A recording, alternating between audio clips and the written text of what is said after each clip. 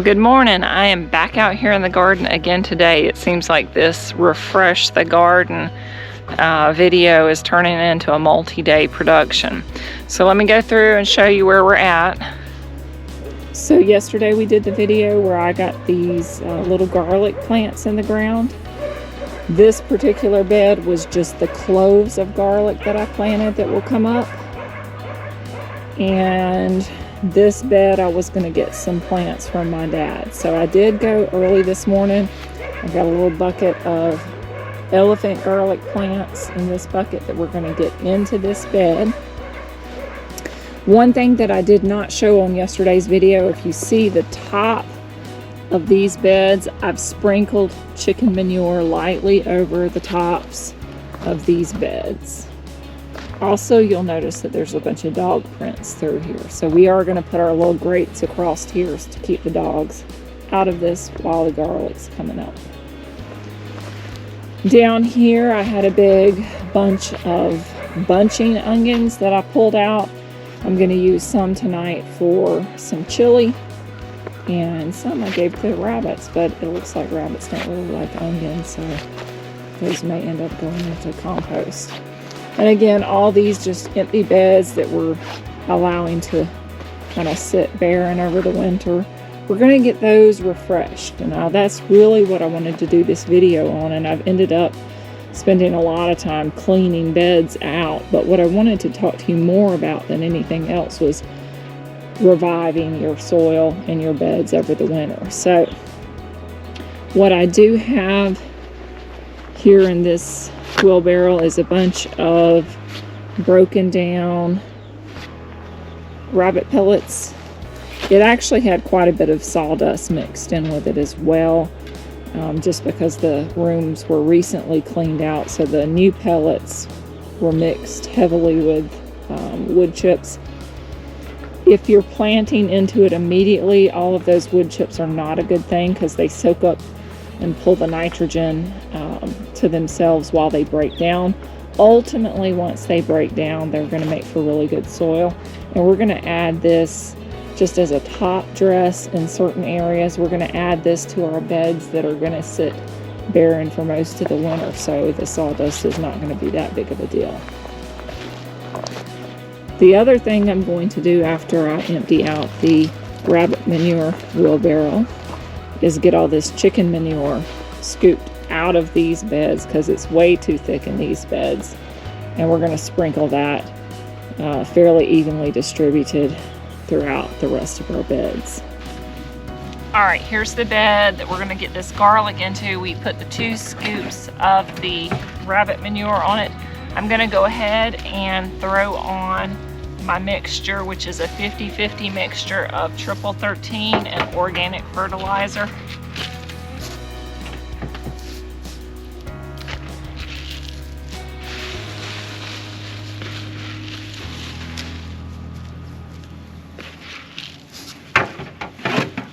All right.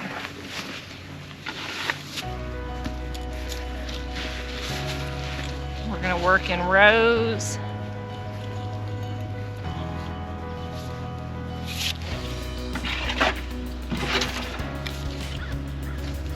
For sake of the video, I'm probably going to actually work in long rows this way.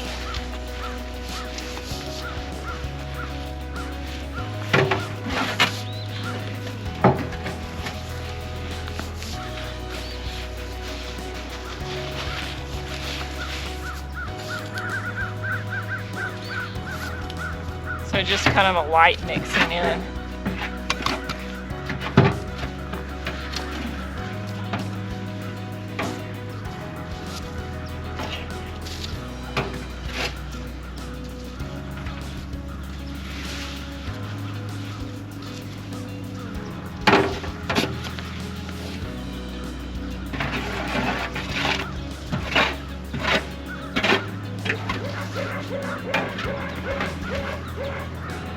Where's the square shovel? I don't know. So you do still see some of the individual rabbit pellets in here.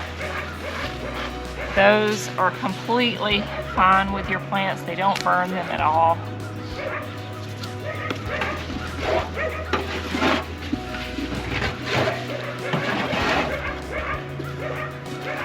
are some really nice garlic plants that I got from my dad. Well, I went down and dug them up this morning.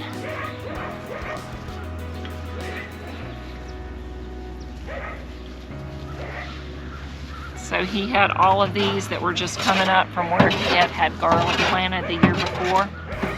And I just basically took the ones that were really close together to kind of thin it out a little bit so that those individual ones would make big bulbs.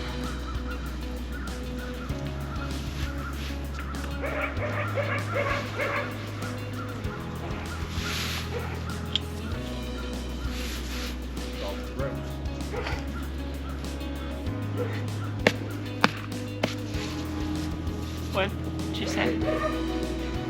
Huh? Now I need you to fill up the wheelbarrow with all that chicken manure that's just mounded up there, because we're going to lightly sprinkle it over everything. It's really great to have help out here. It goes a lot faster. Especially considering that we've been working on this garden restoration cleanup for multiple days now. I had a hodgepodge of stuff going on out here. So for this winter, my goal is to only grow garlic and onions. I'm not going to mess with any other winter kind of vegetables or anything. Just my garlic and my onions, because it's been a really busy year and I've had a hard time keeping up with the garden. I have dried off my heavy milk cow, so that is actually going to free up a lot of my time, because I spend a lot of time milking and then dealing with all of the extra milk that we have, making cheese and butter and stuff like that. So I still have one lighter milk cow, Gwen. So the lighter milking cow, Gwen, it's her first lactation, so she's not making quite as much as some of the Jerseys will make. But we're also calf sharing with her, so that has that also impacts the amount that we get. So whenever I want to milk her, I separate her calf from her the night before, and then I milk her in the morning. And usually I'll get about 3 quarts to a gallon, and then I leave a teat for the baby. So that's enough to keep our family in milk without having to deal with a lot of extra milk, making cheese and stuff. I do work full-time outside of the house, so on my off days, that's the time that I'm actually devoting to milking her.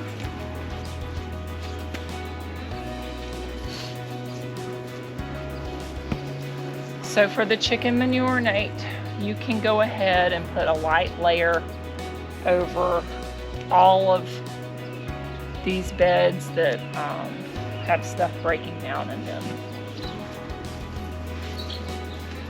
You may want to start back here in these 3 beds that you just did with the rabbit manure, so that we can complete the beds. Well, it looks like I've got enough for another row, so I may have to grab just a few more garlic plants from my dad. I didn't want to take more than what I needed, but it looks like I'll have room for just a few more to go in here. There we go. So we got maybe, oh, one fell down in here. We probably have just enough, actually. I lost one down in there.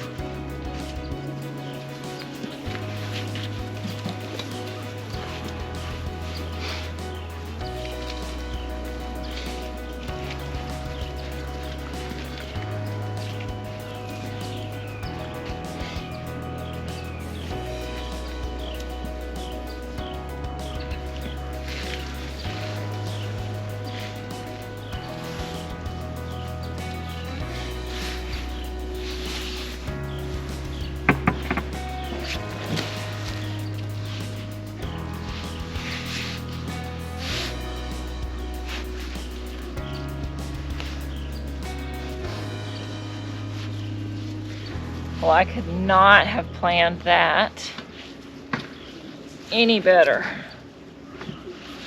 That's the perfect amount of garlic. We exactly filled up our bed, so this is perfect. All right, so those have been fertilized with rabbit manure, with a little bit of, we did not put any chicken manure on this yet. We'll put a little chicken manure on this. Use the 50-50 of the triple 13 and organic fertilizer, so we'll just lightly sprinkle a little bit of chicken manure through here and we should be good. All right, so Nate's doing the chicken manure. He's doing our first bed, and as you can see, it's been repaired. Looks nice and normal again. And he's done. The cargo tie downs didn't make it look good. The cargo tie downs. I thought it looked pretty good. Looked a little redneck. We are in Alabama. Yeah, nothing wrong with a little redneck. This bed's had the chicken manure added. Right now, I don't have any more of the rabbit manure, but in another month or so, I'll dip out that pen and top off these beds that did not get any rabbit manure. But this chicken manure is really, really good stuff. I mean, this is super high in nitrogen. And it smells really bad. Yeah, it's not fully broken down, but we're putting it into these beds that will break down over the winter. So come spring, when we need to use these beds, this is going to be perfect. Since I have onions in my back beds where I typically planted, or I say typically, where I planted tomatoes last year for the first time, we're not going to plant the tomatoes back there this year because the onions will be in there until probably early June. We're probably going to end up planting tomatoes out here in these beds. We'll just have to put up some type of trellis system for them. But that's the plan on these beds. They've grown potatoes, beans.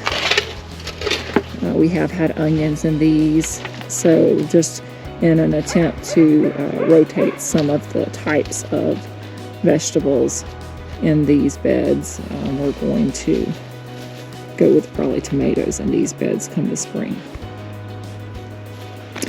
I'm going to have you put a light coating of this stuff over my garlic bed that I just did. I already put some chicken manure over the other two. We have lots of chicken manure right now because we are raising out the Cornish cross for meat, so they eat a lot and make a lot of manure. That'll be a all hands on deck day. So December 9th is their processing day. They're ready to process now. We're just having to wait until a weekend when I'm off so that we have some help. All of these buckets down through here, you can see where I've put wood ash. I've thrown in just green, what we'll compost down as green manure in here. That should be adequate. No. Those already have some, so we'll get on those too. Yeah. So you can put a little bit in all of these buckets down through here. Oh, Loki in the background. He's always letting us know that he can bark. They usually bark at the ducks and the cows. Allison, stay out of it. She likes the smell of chicken manure. No, Allison. But it smells so good.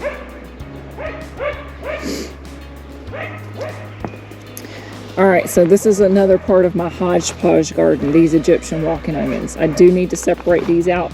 So one of these beds will be dedicated to that. I have some carrots over here that are really too small to harvest right this minute. They were planted a little bit late, so they may not make much of anything. And then they got a little bit smothered by this chicken manure. So I may end up just pulling them out so that I have cleaned out beds. The other thing, really the only thing going on in this bed here is this little pea plant, which is not going to make anything because it's already gotten hit by a pretty hard frost, so we're going to pull that out. It technically has been putting nitrogen into the soil. We're going to pull these trellises off. This bed also has the little peas, but again, they really haven't made anything, and now they've gotten hit by a hard frost, so they're not going to do much. We'll probably just pull them out. I do have 2 kale plants. Those will last us all winter, so I will leave those in. And I did show you the strawberry beds. So we're just going to keep adding this manure into these beds.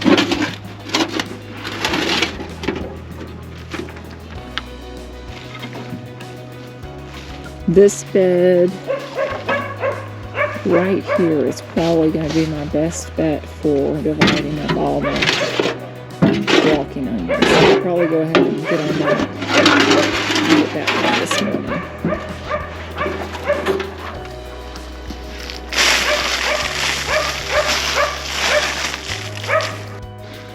Alright, we got a little sidetracked with just refreshing our beds. One of the other things on my list to do was to get all of my kiwi plants out of pots. We should have turned it and into the ground. this way. It doesn't matter. It's perfectly fine like it is. That's the male plant, I believe, because the other one's going to have 2 in it. So they were basically very root bound in the pots we had them in. We had them in these big terracotta pots. They're a deciduous plant, so most of their leaves have fallen off for the winter. But we want them to grow up into these trellises. So we're getting them actually in the ground where they can truly establish themselves and hopefully eventually make us some kiwis. These are cold hardy kiwis. Like I said, they're deciduous, so they lose their leaves in the fall and winter and put back out in the spring. All right, so getting the trellises off of these kiwi plants was difficult. The metal ones worked better. We were able to actually disassemble them and salvage them. One of them was in a plastic trellis, and ultimately we just had to break it to get it apart. It didn't hold up. But these metal trellises I'll be able to put back together and use for maybe something like tomatoes or something in the spring. This particular pot here has 2 female plants in it, so Nate's working really hard to get them out of there. They're very difficult to get out of these pots because Problem is that they're all grown together. Yeah. Like the roots, we're gonna have to cut it in half. Yeah, but just try to get the whole thing out together. Wow. So because the terracotta pots are shaped like that, actually getting the plant out of there was difficult. It's not like a straight pot that you could just dump it out. We really had to work at it. So let me show you the 2 that we have down here on the trellises now.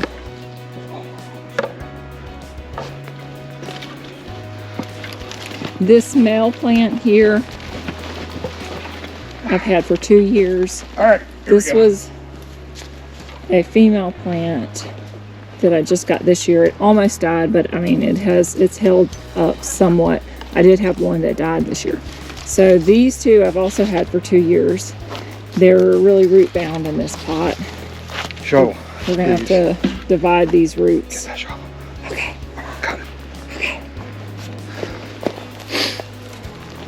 So I'm just gonna have to divide this plant in half because they're all bound together. We've got 2 holes for them. As you can see, I moved the strawberry pots or little planter boxes. I'll show you those in a second. Do you want some of the dirt out of the pot?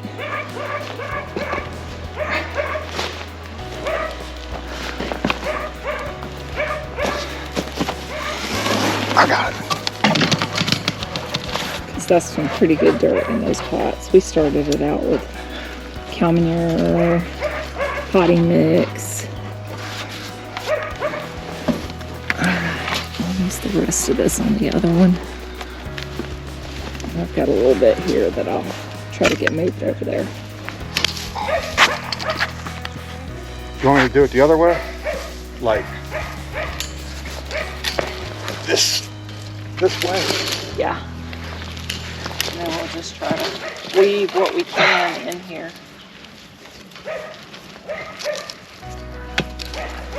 I mean, come spring when it puts out again, it'll do all the work to get this thrown into this trellis.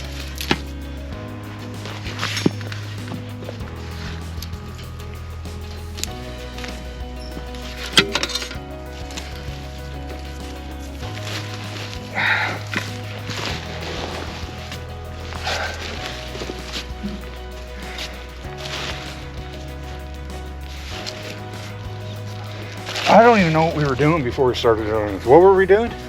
We were putting chicken manure in the beds, but this needed to be done. This was on my agenda. I haven't ever heard about this till just now. All right, but that frees up a lot of room in that pump house. This has been broken off.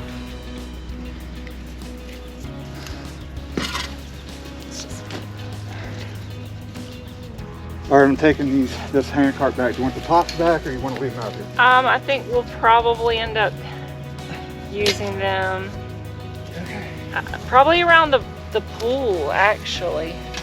I know not in the winter time, but eventually. Well, yeah, I didn't think you were gonna plant something that's permanent. I thought flowers. Well, we're gonna have those beds now. Yeah, but still, I mean, I can use them out here. We could literally put both of those, one on each side of the fireplace with flowers on it. Like on the top part? Yeah, that would actually look really nice. Be heavy. We can get it up there. Yeah, we'll work on it. Leave them out here? We'll leave them out here for right now. I'll line them up on the fence. All right, so it looks like we're gonna probably need another day out here cleaning stuff up, getting everything situated, but I'm trying to get things closed out for the day. So I did get up all of these Egyptian walking onions out of this bed behind me, and we're going to put all of those in this bed. Now this bed we topped with rabbit manure, chicken manure, and I've kind of just leveled it out pretty good. I am going to go over with my organic triple 13 mixture.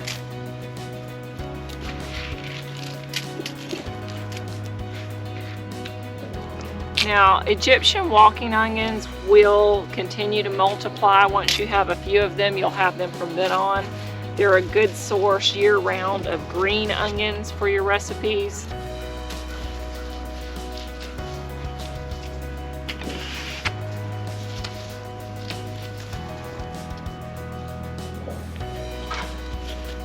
And they'll just produce in like big bunches like this. So you'll have to separate these out. Each one of these little onions at the end of the season will have produced a huge bunch like that. So you can definitely gift them to people. You can definitely have a supply of onions at all times. They do need a lot of water. During the summer heat, they'll kind of die back if they're not getting a lot of water.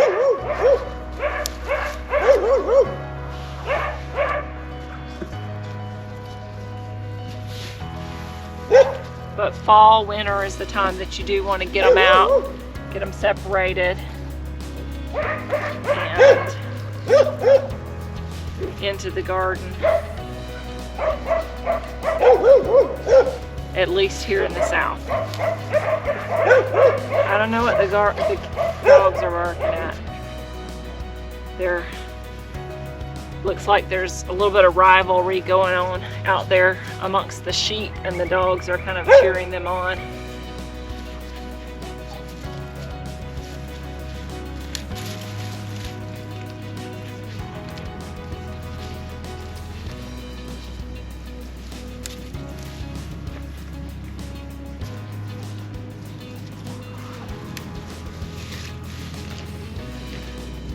started off with, I don't know, 3 or 4 of these Egyptian walking onions, and now I just have huge quantities of them.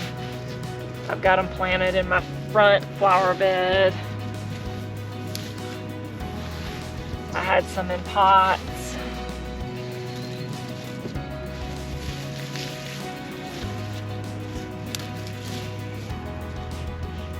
They'll actually form little bulbs on the top that are edible as well.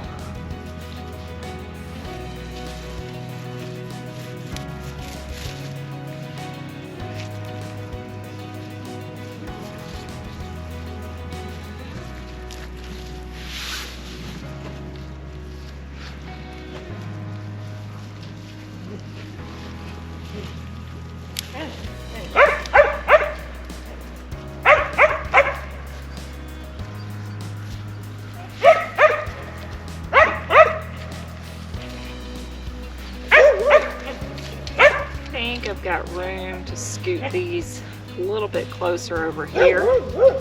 Try to get one more in here because I've got a lot of them.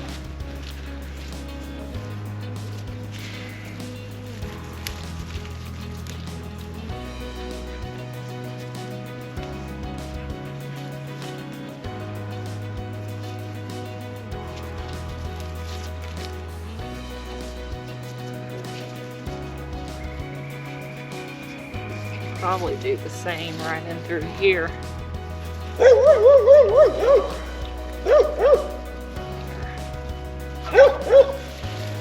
And all of this in here, if you wash this up, this is really good onion flavor in your dishes. If you like to cook, and I do, which is why I grow a garden. And that's why I've got to cut it short out here today, even though I haven't finished everything that I wanted to do in the garden. I am supposed to be cooking chili. That's what the kids requested. So I've got to get in the house and get on that before they get home from school.